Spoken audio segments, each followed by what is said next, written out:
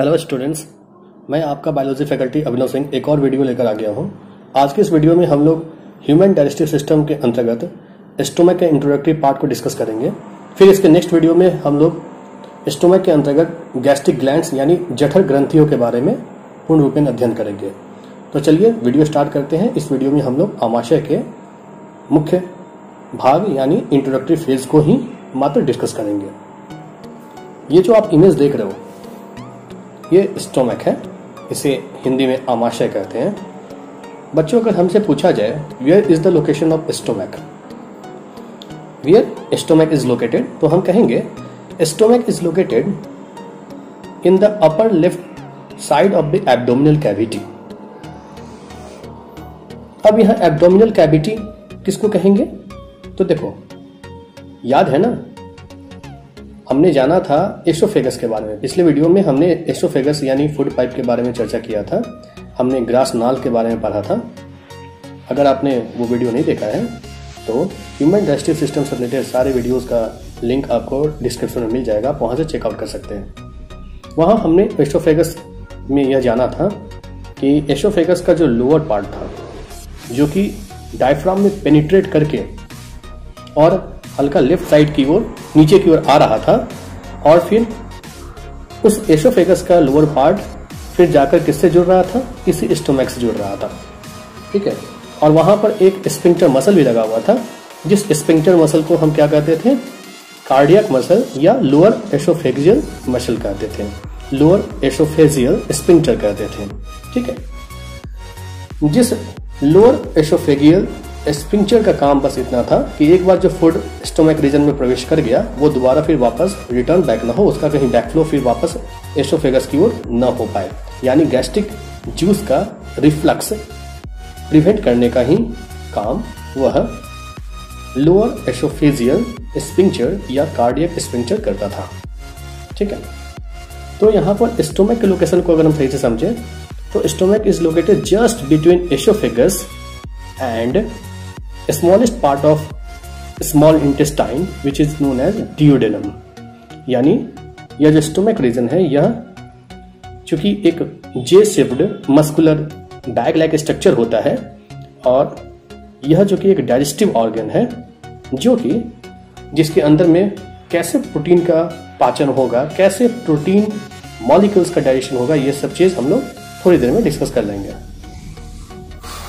फिलहाल हम लोग उसके लोकेशन के बारे में डिस्कस कर रहे हैं। तो हमने कहा कि stomach is located just between oesophagus and duodenum part of small intestine.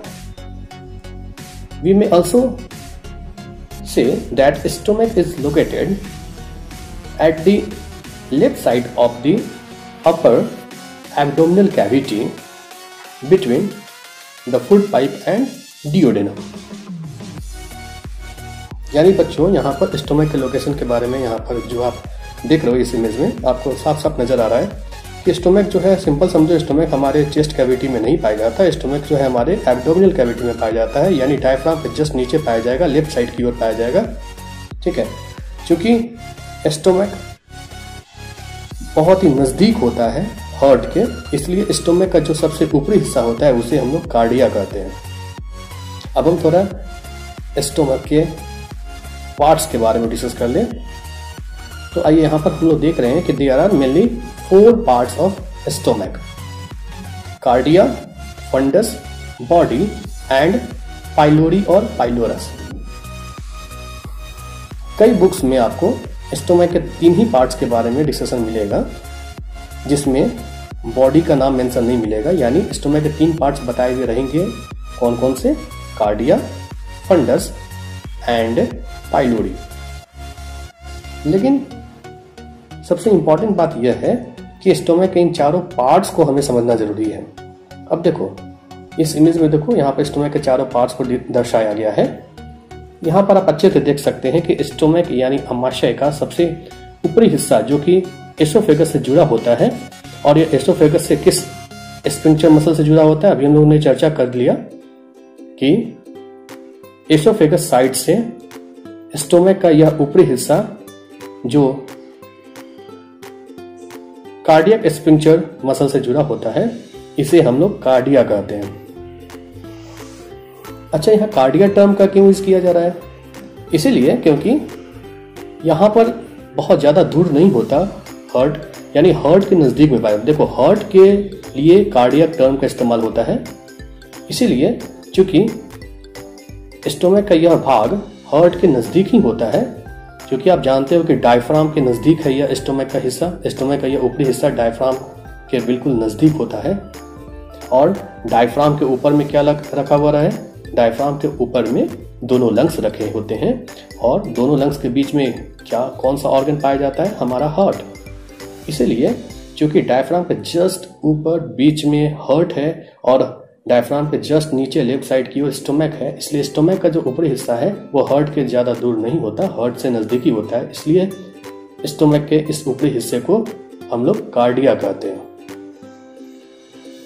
ठीक है। And the cardia part of the stomach is connected by the help of cardiac sphincter or lower esophageal sphincter through esophagus side। ठीक है। अब हम next stomach के next part की बात कर लें तो the middle part of the stomach is known as fundus. आप यह जो फंडस रीजन देख रहे हो, यह जो फंडस रीजन होता है यह कार्डिया से भी थोड़ा ऊपर की ओर चढ़ा होता है, लेकिन यह चूंकि स्टोमक का मिडिल पार्ट है, इसलिए यह जो फंडस है इसी फंडस रीजन में ही गैस्ट्रिक ग्लैंड्स पाए जाते हैं। हालांकि उन गैस्ट्रिक ग्लैंड्स के बारे में हम लोग नेक्स्ट वीडियो में चर्चा करेंगे। अभी बस इतना जानो, ये जो फंडस है, this fundus part of the stomach consist of many gases and air. यहाँ पर एयर और गैसेस भरे होते हैं, इसलिए यह वाला जो हिस्सा है स्टोमक का जिसे फंडस बोल रहे हैं ये फूला हुआ होता है। ठीक है। अब स्टोमक के फिर थर्ड पार्ट को हम लोग डिस्कस कर लें। The third which is the largest part of the stomach is known as body, and this body helps to store food. देखो, चूंकि हम लोग जानते हैं कि स्टोमक जो है एक जे शेप्ड मस्कुलर डाइजेस्टिव ऑर्गन है, यानी ये बहुत ही मस्कुलर होता है, बहुत ही मस्कुलर ऑर्गन है, यानी इसमें मसल्स पाए जाते हैं। और कौन से मसल्स पाए जाएंगे स्टोमक रीजन में? तो इनवॉलंटरी मसल्स पाया जाएगा, स्मूथ मसल्स पाया जाएगा। Involuntary muscles are such muscles which contraction and relaxation is not controlled by the central nervous system और बाय आवर विल। हम अपनी इच्छा से या सेंट्रल नर्वस सिस्टम से, ब्रेन या स्पाइनल कॉर्ड से इसके कॉन्ट्रैक्शन रिलैक्सेशन को हम कंट्रोल नहीं कर सकते हैं। ऐसे मसल्स को हम इनवॉलंटरी मसल्स या स्मूथ मसल्स कहते हैं, और इन्हीं स्मूथ मसल से ही बना होता है स्टोमक। अब देखो, स्टोमक का यह जो बॉडी का हिस्सा है, जब स्टोमक एम्प्टी होता है तो इस बॉडी में थोड़ा कॉन्ट्रैक्शन होता है। जब स्टोमक जब एम्प्टी होगा तो इस बॉडी में कई सारे फोल्ड्स नजर आएंगे। वो जो फोल्ड्स नजर आएंगे उसमें उन फोल्ड्स को हम लोग रगी कहते हैं। रगी, इसे गैस्ट्रिक रगी या फिर रगी भी हम यूज करते हैं। ठीक है। तो रगी का मतलब क्या हुआ? रगी आर रिंकल्स और the folds present within an empty stomach region. ठीक है, जो कि बॉडी पार्ट में ही ये फोल्ड्स होता है। रगी का फॉर्मेशन इसी बॉडी पार्ट्स में ही होता है। ठीक है। अगर एम्प्टी स्टोमक में रगी का फॉर्मेशन होना बंद हो जाए तो सिंपल से समझ लेना चाहिए कि स्टोमक इन्फेक्टेड हो चुका है या स्टोमक कैंसरस हो चुका है। ठीक है। और अविलंब इलाज की आवश्यकता पड़ जाती है। अब हम लोग लास्ट पार्ट को थोड़ा डिस्कस कर लें। स्टोमक का जो इंड पार्ट है, जो कि डिओडेनम साइड से जुड़ा होता है, जो कि स्मॉल इंटेस्टाइन के स्मॉलेस्ट पार्ट डिओडेनम साइड से जुड़ा होता है, उस पार्ट को हम लोग पाइलोरी या पाइलोरस कहते हैं। ठीक है। यही पाइलोरी पार्ट असल में एक बैक्टीरिया हेलिकोबैक्टर पाइलोरी से जब इन्फेक्टेड हो जाता है, जिसकी वजह से एक गैस्ट्रो इंटेस्टाइनल डिजीज होता है, उस डिजीज को हम लोग पेप्टिक अल्सर कहते हैं। और उस पेप्टिक अल्सर के बारे में सबसे पहले दो ऑस्ट्रेलियन रिसर्चर्स थे, एक बैरी मार्शल और दूसरे रॉबिन वारेन। इन दोनों ने ही उस पेप्टिक अल्सर डिजीज के बारे में हम सबको समझाया था, जिसके ये 1982 की बात है। असल में 54 इयर्स ओल्ड थे जो रिसर्चर, ऑस्ट्रेलियन रिसर्चर बैरी मार्शल, और 68 इयर्स ओल्ड थे उस समय रॉबिन वार्डन। ये दोनों ऑस्ट्रेलियन रिसर्चर 1982 में इन्होंने हेलिकोबैक्टर पाइलोरी नाम के बैक्टीरिया की खोज की थी, और इस बैक्टीरिया के फिजियोलॉजी के बारे में जब उन्होंने बताया, उन्होंने ही समझाया कि कैसे यह बैक्टीरिया जो है हमारे स्टोमक के इस पाइलोरस रीजन और फिर बाद में डियोडेनम रीजन तक को, यानी स्मॉल इंटेस्टाइन रीजन तक को इन्फेक्टेड कर देता है। और उस तरह का जो डिजीज होता है, इस इन्फ्लामेशन से जो डिजीज होता है, उस डिजीज को हम लोग पेप्टिक अल्सर या गैस्ट्राइटिस अल्सर के नाम से जानते हैं। ठीक है, और इस जबरदस्त कंट्रीब्यूशन के लिए इन दोनों ऑस्ट्रेलियन रिसर्चर्स को 2005 में, यानी 2005 ईयर में फिजियोलॉजी और मेडिसिन के क्षेत्र में नोबेल प्राइज से भी अवार्डेड किया गया था। ठीक है, तो यहाँ पर आप इस इमेज में देखो, यहाँ पर आपको ये समझ में आ रहा है कि कैसे एक हेल्दी स्टोमक होता है और जब उसमें इन्फेक्शन होने लगता है, जब वो अल्सर से, पेप्टिक अल्सर डिजीज से जब इन्फेक्टेड हो जाता है, तो कैसे पाइलोरिक या pylorus region of stomach is getting infected और इन्फ्लामेटेड एंड द ब्लीडिंग में कॉज ऑल्सो। ठीक है, तो ये बहुत ही गंभीर समस्या हो जाती है। 1982 से पहले लोग यह मान कर चलते थे कि हमारे पेट में गैस की वजह से ऐसा कुछ होता है, लेकिन ऐसा नहीं है। यह एक चूंकि कम्युनिकेबल डिजीज है, इन्फेक्शियस डिजीज है, which is cause due to the infection of a bacterium known as Helicobacter pylori.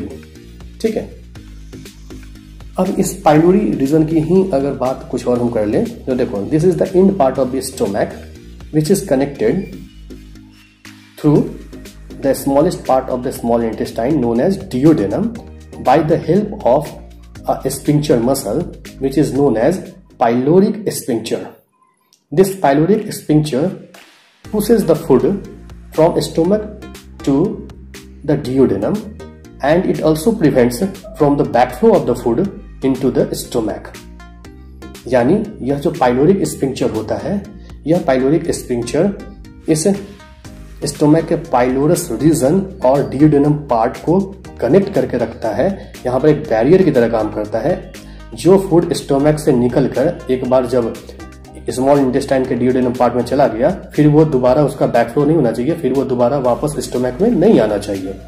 इस चीज से बचाव कौन करता है? ये पाइलोरिक स्फिंक्चर। इस तरह से आपने यहाँ देखा, आपने यहाँ जान लिया कि स्टोमक के ये चारों पार्ट्स होते हैं। कौन कौन से? Cardia, fundus, body and pyloric और पाइलोरस। ठीक है, और यहाँ पर एक और चीज हमने जाना कि स्टोमक रीजन में दो स्फिंक्चर मौजूद होते हैं। एक एसोफेगस साइड से वो फूड को वापस एसोफेगस में जाने से रोकता है, जिसे हम लोग कार्डियक स्फिंक्चर कहते हैं या लोअर एसोफेजियल स्फिंक्चर कहते हैं। और दूसरा जो स्फिंक्चर मसल लगा होता है, जो कि स्टोमक के इंड पार्ट, स्टोमक के पोस्टीरियर पार्ट पाइलोरिक और डियोडेनम के बीच लगा होता है, जो कि फूड एक बार डियोडेनम में चला गया स्टोमक से, वापस फिर वो पाइलोरिक रीजन में वापस नहीं आना चाहिए, वापस फिर वो स्टोमक रीजन में नहीं आना चाहिए। ठीक है, तो यह काम कौन करता है? पाइलोरिक स्फिंक्चर। इस तरह से हमने स्टोमक के इन स्फिंक्चर्स के बारे में भी यहाँ अध्ययन कर लिया है। अब देखो, स्टोमक जो है, स्टोमक का सबसे पहले स्टोमक के एनाटॉमी, स्टोमक के स्ट्रक्चर के बारे में सबसे पहले किस साइंटिस्ट ने हम सारे दुनिया वालों को समझाया था? तो ये असल में एक यूएस आर्मी सर्जन थे, नाम था उनका विलियम ब्यूमाउंट। आप यहाँ उनका इमेज देख सकते हो, William Beaumont. He discovered the structure of stomach. ठीक है, चूंकि यूएस आर्मी सर्जन थे तो इन्होंने ही स्टोमक के एनाटॉमी को, स्टोमक के स्ट्रक्चर को सबसे पहली बार ऑब्जर्व किया था। ठीक है, फिर एक चीज और जानो, जो कि हमें बच्चे से कहा जाता है या कई डॉक्टर्स हमें बताते हैं कि देखो, जब भी सोना चाहिए, खाने के बाद जब भी लेटना चाहिए, तो बाईं करवट की ओर से ही लेटना चाहिए। इसीलिए क्योंकि स्टोमक जो है असल में वो किस साइड, हमारे बॉडी के किस साइड प्रेजेंट है? तो बाएं साइड में प्रेजेंट है, left upper side of abdominal cavity में प्रेजेंट है, इसलिए बाएं साइड से सोएंगे तो सही से पाचन हो पाएगा, पाचन क्रिया में कोई भी व्यवधान नहीं आएगा। ठीक है, अब यहाँ पर एक और चीज थोड़ा हम लोग जान लें। अगर स्टोमक वॉल्स के लेयर्स के बारे में अगर हम अध्ययन करें तो जैसा हमने एसोफेगस का जब हम अध्ययन कर रहे थे उसमें एसोफेगस के 4 डिफरेंट वॉल्स के बारे में हमने जाना था कि कैसे सेरोसा, जिसे एडवेंटिशिया भी कहते थे, serosa was the outermost layer. ठीक है, सेकंड लेयर में वहां क्या मौजूद था, मस्कुलरिस, थर्ड में था सब म्यूकोसा और फोर्थ में म्यूकोसा था। ठीक इसी तरह स्टोमक में भी कुछ लेयर्स होते हैं। तो आइए, ये आप जो इमेज देख रहे हो, these are some layers of stomach wall. आप देख रहे हो यहाँ पर कि the outermost layer of the stomach wall is known as serosa, इसे सेरोसा कहते हैं। फिर सेरोसा से और अंदर जब जाओगे तो वहां पर सब सेरस लेयर आपको मिलेगा। थोड़ा और अंदर जाओगे तो वहां पर मस्कुलरिस लेयर मिलेगा। मस्कुलरिस टर्म से ही समझ में आना चाहिए कि ये बहुत ही मस्कुलर सेक्शन होगा, यहाँ पर मसल्स पाए जाएंगे। यहाँ पर असल में सीधा जानो, जैसा कि मैंने पहले भी बताया कि स्टोमक में कौन से मसल्स पाए जाते हैं, तो स्टोमक में स्मूथ मसल्स पाए जाते हैं। और अगर स्टोमक में स्मूथ मसल्स पाए जाते हैं तो यहाँ पर 3 तरह के स्मूथ मसल्स पाए जाते हैं। कौन कौन से, तो यहाँ पर इनर सर्कुलर मसल होता है, आउटर लॉन्गिट्यूडिनल मसल होता है, और एक और एक्स्ट्रा मसल पाया जाता है जिसे हम ऑब्लिक मसल कहते हैं। ठीक है, एसोफेगस के कंपैरिजन में अगर स्टोमक के मसल्स की बात की जाए तो स्टोमक के मसल्स में एक और एक्स्ट्रा मसल पाया जाता है जिसे ऑब्लिक मसल कहते हैं। ठीक है, तो यहाँ पर these are the 3 types of muscles present in the muscularis layer of the stomach wall. These are circular muscle, longitudinal muscle and oblique muscles. These are smooth muscles actually. Its contraction and relaxation is not controlled by our will or central nervous system. अब यहाँ पर हम देखें जरा, तो ये तो जिस मस्कुलरिस लेयर के बारे में हम लोग बात कर रहे थे जो कि मसल से बना हुआ था। ठीक है, अब हम थोड़ा और जब अंदर जाते हैं तो जो अब लेयर मिलेगा वो मिलेगा सब म्यूकोसा, और सबसे इनर मोस्ट लेयर क्या मिलेगा, म्यूकोसा। सब म्यूकोसा और म्यूकोसा दोनों असल में म्यूकस ग्लैंड से कनेक्टेड होता है। दोनों में म्यूसिन सिक्रीट होता रहता है, म्यूकस सिक्रीट होता रहता है, जिसकी वजह जिस म्यूकस या म्यूसिन के बारे में हम लोग जानते हैं कि म्यूकस और mucin is the vaccine substance which provides stickiness and which have lubricating behaviour, जो कि चिपचिपापन, लसलसापन को मेंटेन रखता है। ठीक है, तो इस तरीके से हमने यहाँ पर स्टोमक वॉल के डिफरेंट लेयर्स को भी यहाँ डिस्कस कर लिया है। अब हम थोड़ा सा जान लें कि अगर हम स्टोमक की बात कर रहे हैं तो स्टोमक का लेंथ कितना होगा। The average length of the stomach is about 12 inches and it's width its maximum width is almost about 6 inches.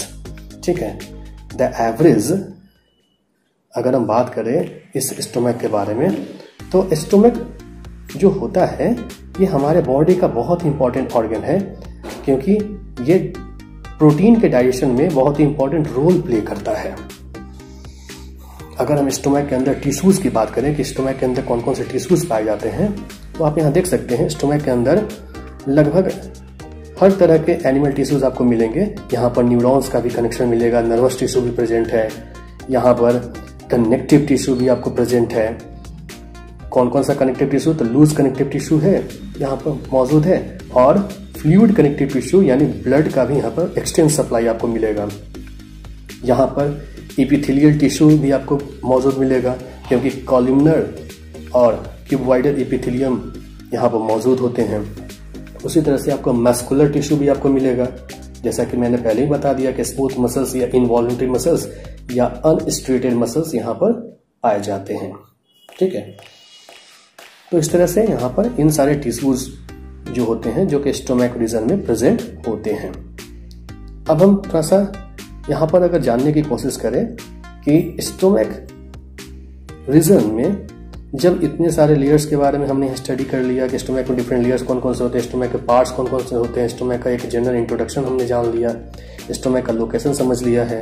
ठीक है, अब लास्टली हम यहाँ पर इसके बाद वाले जो सेक्शन, बाद वाले जो वीडियो होगा उसमें हम डिस्कस करेंगे कि स्टोमक के अंदर में कौन कौन से सेल्स प्रेजेंट होते हैं, ठीक है। और वो सारे के सारे सेल्स मिलकर जो गैस्ट्रिक ग्लैंड का फॉर्मेशन करते हैं, उस गैस्ट्रिक ग्लैंड में जो गैस्ट्रिक जूस सिक्रेट होता है, उस गैस्ट्रिक जूस का केमिकल कंपोजिशन क्या होता है, और कैसे प्रोटीन का डाइजेशन या न्यूट्रिएंट्स का डाइजेशन असल में हमारे स्टोमक रीजन में गैस्ट्रिक ग्लैंड्स की मदद से संभव हो पाता है।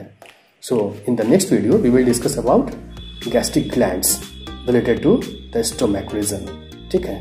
तो इस वीडियो में हमने स्टोमक का एक इंट्रोडक्टरी जो वीडियो है वो हमने यहाँ पर कवर कर लिया है। अगर आपको ये वीडियो अच्छा लगा है बच्चों तो कृपया लाइक कर दें, ठीक है। अगर आपने ये चैनल सब्सक्राइब नहीं किया तो फटाफट सब्सक्राइब कर दो यार, और अपने फ्रेंड्स को भी ये वीडियो शेयर कर दो ताकि वो भी बेनिफिटेड हो सके। और हाँ, मैं जो भी वीडियो बनाता हूँ बच्चों, तो यहाँ पर हमने एक ऑनलाइन प्लेटफॉर्म शुरू किया है जो कि फ्री ऑफ कॉस्ट है। यहाँ पर देश दुनिया के कोई भी बच्चा बहुत ही बेहतरीन तरीके से इंटरटेन कर सकता है, बायोलॉजी को यहाँ पर एंजॉय कर सकता है। तो इसलिए बिना किसी झिझक के चैनल को सब्सक्राइब करो और इसे शेयर किया करो। So this is the end of our video. Thank you very much. Thanks a lot. God bless you. Stay home, stay safe. Thank you.